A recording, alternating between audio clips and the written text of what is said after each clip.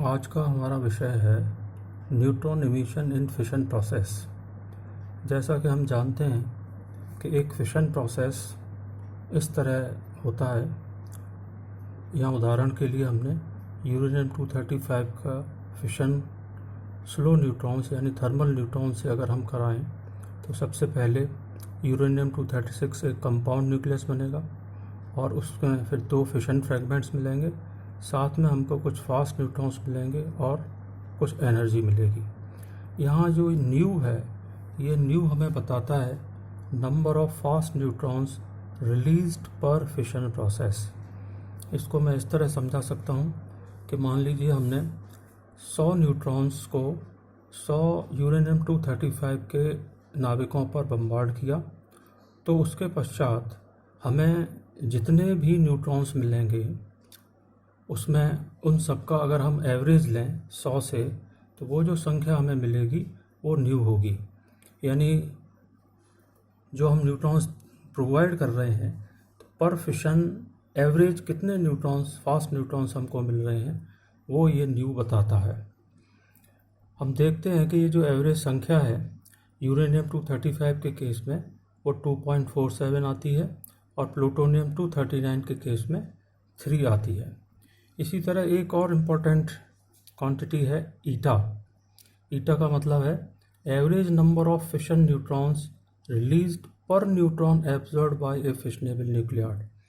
हम जानते हैं कि फिशन प्रोसेस में, जैसा अभी मैंने कहा था, कि अगर हम 100 न्यूट्रॉन्स बम्बार्ड कर रहे हैं 100 यूरेनियम 235 पर, तो सभी 100 के 100 न्यूट्रॉन एब्जॉर्ब नहीं होते हैं, या एब्जॉर्ब हो जाते हैं तो उनसे फिशन प्रोसेस नहीं होता है।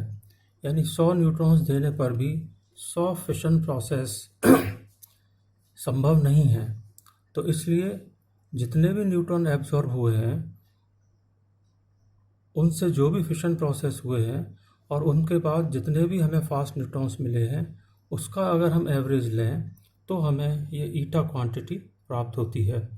इसको इस मैथमेटिकल रिलेशन से भी हम शो कर सकते हैं, eta is equal to nu sigma F upon sigma A, जहाँ sigma F fission cross section को बताता है, sigma A absorption cross section को बताता है, और इनके बीच रिलेशन ये भी है sigma A is equal to sigma R plus sigma F. यानी जब भी बहुत सारे न्यूट्रॉन्स एब्जॉर्ब होंगे बहुत सारे यूरेनियम 235 के नाविकों के द्वारा, तो 2 संभावनाएं होती हैं एब्जॉर्प्शन के बाद, कि या तो फिशन प्रोसेस हो और या कोई दूसरी रिएक्शन हो। तो इन दोनों का सम एब्जॉर्प्शन क्रॉस सेक्शन के बराबर होता है। यहाँ पर थर्मल न्यूट्रॉन्स के लिए ये एक टेबल दी गई है। ये प्रॉपर्टीज़ हैं अलग अलग, sigma A, sigma F, sigma R, sigma S यानी scattering cross section, A sigma R upon sigma F का रेशो है, न्यू और ईटा।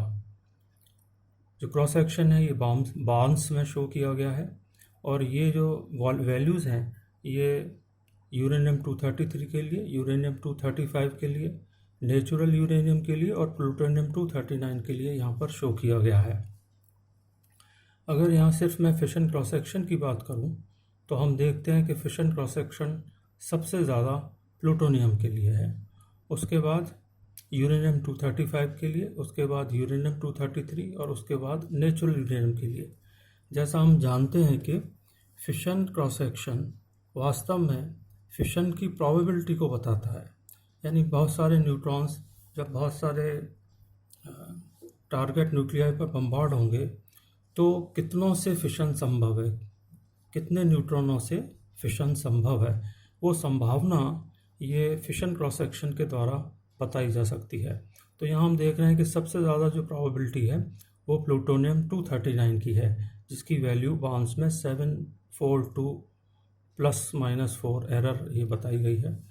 तो इसका मतलब ये हुआ कि फिशन प्रोसेस के लिए सबसे अच्छा अगर कोई एलिमेंट हो सकता है, फ्यूल हो सकता है, तो वो प्लूटोनियम 239 है। उसके बाद यूरेनियम 235, उसके बाद यूरेनियम 233 और फिर नेचुरल यूरेनियम।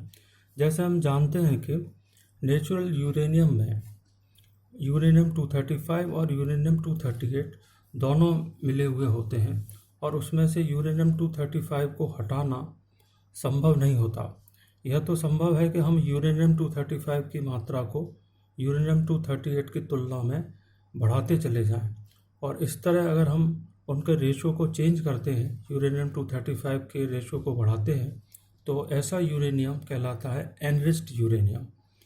वो एनरिच्ड यूरेनियम नेचुरल यूरेनियम की तुलना में फिशन के लिए ज़्यादा बेटर होता है। तो नेचुरल यूरेनियम इतना अच्छा नहीं माना जाता, जैसा हम देख रहे हैं कि फिशन क्रॉस सेक्शन उसके लिए बहुत कम है, और इसकी वजह भी यहाँ समझ में आ रही है कि उसमें जो यूरेनियम 235 है वो मात्र 0.03% होता है।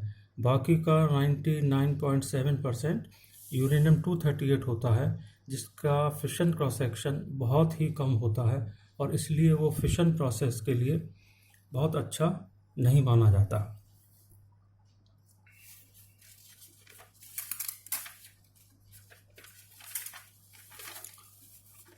अब हम यहाँ बात करेंगे प्रॉम्प्ट एंड डिलेड न्यूट्रॉन्स की। जैसा कि हमने अभी देखा कि किसी भी फिशन प्रोसेस में हम स्लो न्यूट्रॉन्स प्रोवाइड करते हैं और बाद में हमें फास्ट न्यूट्रॉन्स मिलते हैं। ये जो फास्ट न्यूट्रॉन्स हमें मिल रहे हैं, इसको हम दो कैटेगरी में डिवाइड कर सकते हैं। एक कहलाते हैं प्रॉम्प्ट न्यूट्रॉन्स और दूसरे कहलाते हैं डिलेड न्यूट्रॉन्स। जो प्रॉम्प्ट न्यूट्रॉन्स हैं, इनका मतलब है जो तुरंत मिलते हैं। तुरंत का मतलब 10⁻⁻14 सेकंड के अंदर जो इमिट होते हैं वो प्रॉम्प्ट न्यूट्रॉन्स कहलाते हैं। और इस समय के बाहर इससे ज़्यादा लेट अगर जो न्यूट्रॉन्स निकलते हैं वो डिलेड न्यूट्रॉन्स कहलाते हैं। ये जो डिलेड न्यूट्रॉन की संख्या है ये 1% से भी कम होती है। जो कुल फास्ट न्यूट्रॉन्स निकल रहे हैं उसमें डिलेड न्यूट्रॉन्स की मात्रा 1% से भी कम होती है, और ये काफ़ी देर, लगभग कुछ सेकंड से लेकर और 1 मिनट लेट निकलते हैं। अगर मैं ये कहूँ कि प्रॉम्प्ट न्यूट्रॉन्स तुरंत निकलते हैं, तो प्रॉम्प्ट न्यूट्रॉन्स के कुछ सेकंड बाद या लगभग 1 मिनट बाद ये डिलेड न्यूट्रॉन्स निकलते हैं। तो प्रश्न ये उठता है कि ये डिलेड न्यूट्रॉन्स क्यों निकलते हैं और कैसे निकलते हैं। तो यहाँ मैं ये बताना चाहूँगा कि जो प्रॉम्प्ट न्यूट्रॉन्स हैं, हमने जैसा अभी रिएक्शन में देखा कि 2 फिशन फ्रैगमेंट्स मिले और कुछ फास्ट न्यूट्रॉन्स मिले। वो जो फास्ट न्यूट्रॉन्स हैं वो बेसिकली प्रॉम्प्ट न्यूट्रॉन्स हैं। तो फिर डिलेड न्यूट्रॉन्स कब मिलते हैं? जो फिशन फ्रैगमेंट्स हैं वो फिशन फ्रैगमेंट वास्तव में रेडियो एक्टिव होते हैं, या हम कह सकते हैं कि वो अनस्टेबल होते हैं, और वो कुछ विशेष परिस्थितियों में बीटा पार्टिकल्स को इमिट करते हैं अपने रेडियो एक्टिविटी के दौरान। जैसे हमने देखा 35Br87 ब्रोमीन, ये एक फिशन फ्रैगमेंट है, और इसमें से जब बीटा पार्टिकल निकलेगा, ये निकलता है, तो ये करीब टाइम लगता है 55.7 सेकेंड, और इससे हमें क्रिप्टोन मिलेगा, और ये क्रिप्टोन कन्वर्ट हो जाएगा, क्योंकि ये एक्साइटेड स्टेट में है, तो ये ग्राउंड स्टेट में आएगा, और ग्राउंड स्टेट में आने के बाद तब आएगा जब ये एक न्यूट्रॉन को रिलीज़ करेगा। तो ये जो न्यूट्रॉन निकल रहा है ये डिलेड न्यूट्रॉन है, क्योंकि ये लगभग 55.7 सेकंड के बाद निकलता है। इसी तरह एक दूसरी रिएक्शन हम यहाँ देख सकते हैं 53T137, इसमें से जो बीटा पार्टिकल निकला है वो 24.2 सेकंड के बाद निकला है। जीनॉन बना, जीनॉन ये एक्साइटेड स्टेट में है, ये ग्राउंड स्टेट में आएगा, और साथ में जब आएगा तो ये एक न्यूट्रॉन रिलीज़ करेगा। ये जो न्यूट्रॉन रिलीज़ हो रहा है ये लगभग 24.2 सेकंड के बाद रिलीज़ हो रहा है, और इसलिए ये कहलाएगा डिलेड न्यूट्रॉन।